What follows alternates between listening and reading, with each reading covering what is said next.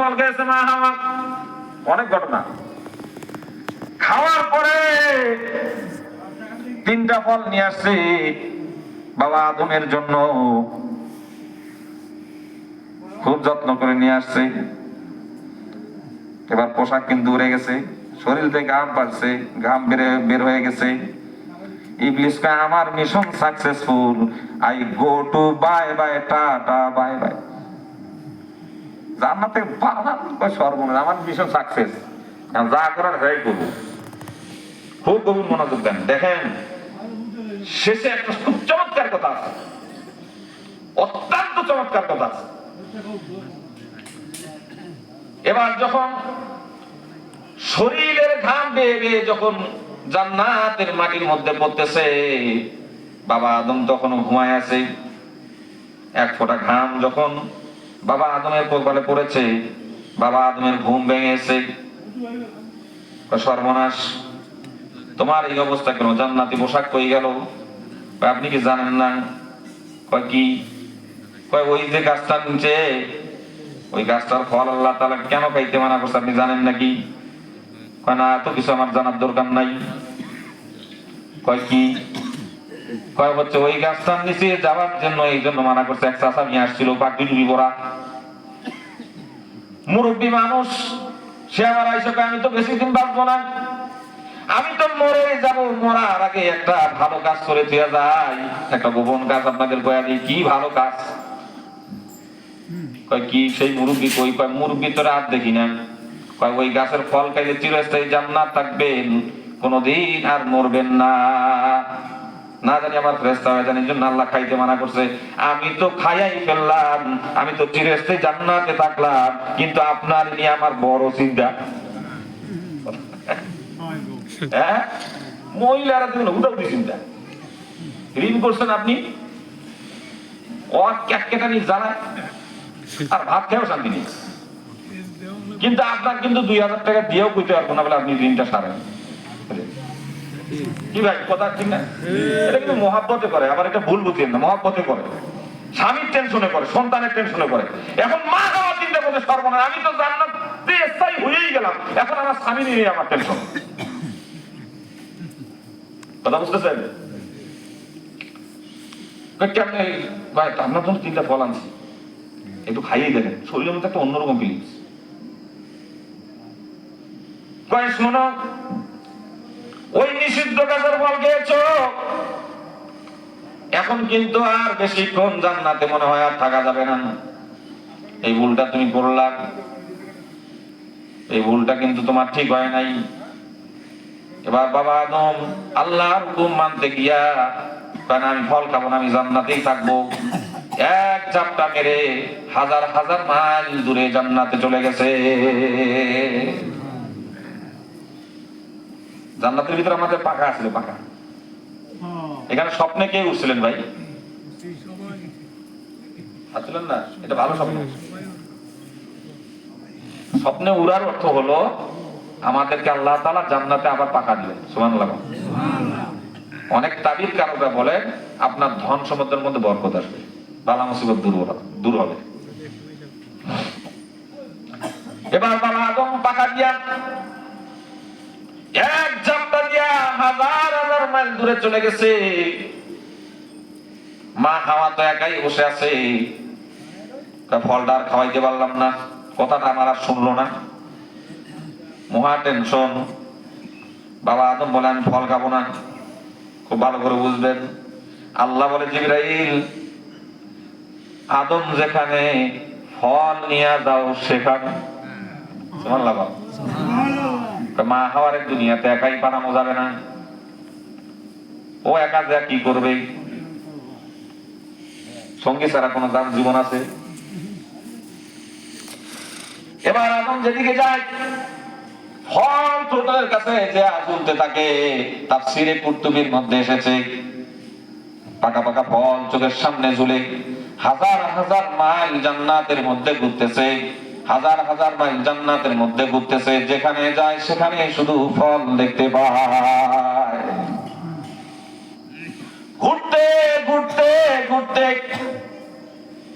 মা হাওয়ার কাছে এসে বলে, ও হাওয়া আমার প্রাণ প্রিয় স্ত্রী, আমি তো খুব ক্লান্ত হয়ে গিয়েছি, আসলে তুমি যে ফল খাইছিলে এটা কেমন?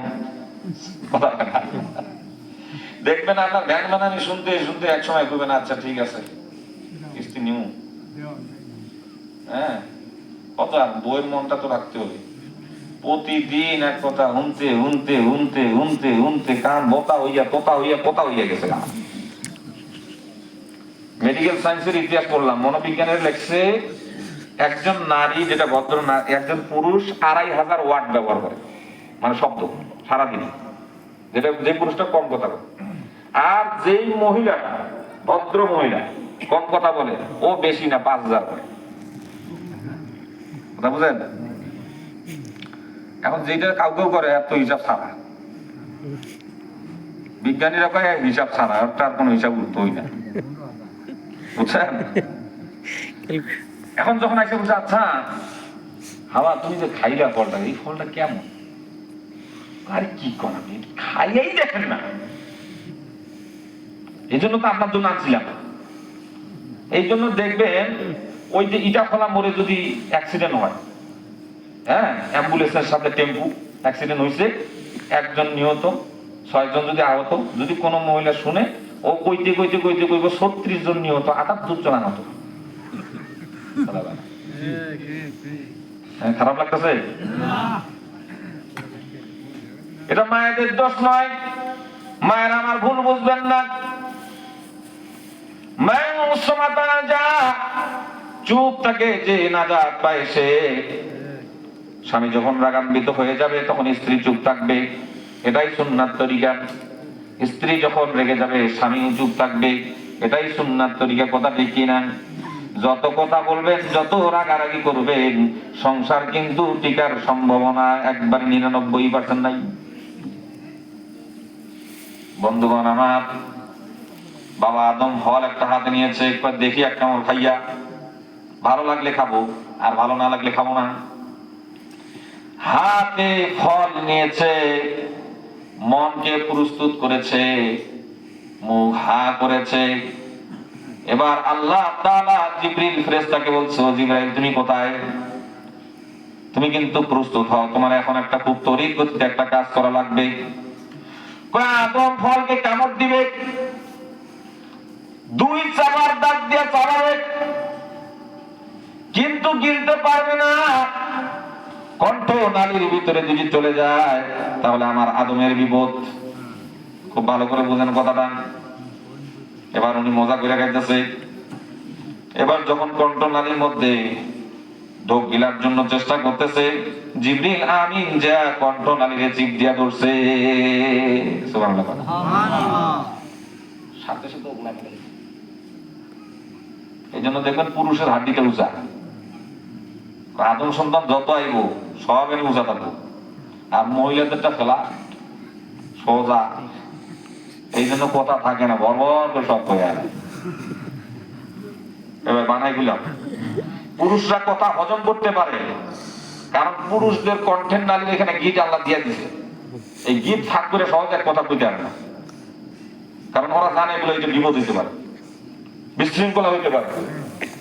এই জন্য দেখবেন যত ক্যাট ক্যাট ম্যাট ম্যাট করুক, মায়ের নামে বদনাম করুক, ভাইয়ের নামে করুক, শ্বশুরের নামে করুক, এই বেলা খালি হুন্ডা শুরু, কারোটা কারো কয় না। কথা বলে হ্যাঁ, যে পরিমাণ শুনি আমরা পুরুষ মানুষ নারীদের কথা, ওই পরিমাণ যদি লাগাইতাম তাহলে যুদ্ধ মনে করেন প্রত্যেকটা ঘরে ঘরে যেত। বন্ধুগণ আমার, এবার যখন ফল গিলাই, ফল যখন পেটের মধ্যে নিতে পারলো না, আল্লাহ রাব্বুল আলামিন বলেন, আদম হাওয়া খাইলো তুই খাইলি কেন? আচ্ছা বলেন তো, আদম কি ভুল করছে? আদমকে যেহেতু জোর করে হিকমত আল্লাহ তাআলা খাটিয়েছেন, ভুল করিয়েছেন, এই জন্য আল্লাহ তাআলা আদমকে ক্ষমা করে দিয়েছেন। কথা ঠিক কিনা? আদমকে আল্লাহ তাআলা ক্ষমা করেছেন, তারা নত হয়েছে। কথা ঠিক কিনা? ইবলিস নত হয় নাই, এই জন্য আল্লাহ তাআলা ইবলিসকে শয়তান মরদুদ বানাই দিছে। তবে আমি একটা জিনিস বুঝে দেখছিলাম, আমি একটা জিনিস গবেষণা করে দেখছি, আচ্ছা, আদমের কিন্তু একটা প্রশ্নের উত্তর ছিল। আদমকে যখন আল্লাহ তাআলা প্রশ্ন, এই ফল খাইলা কেন, নিষিদ্ধ গাছের ফল কেন খাইলা, সে কিন্তু একটা উত্তর দিতে পারত। যেমন শয়তান কিন্তু একটা উত্তর দিছে। শয়তান কি উত্তর দিছে? তোকে কে মানা করলো আমার আদমকে সেজদা করলি না? কোরআন শরীফে আছে।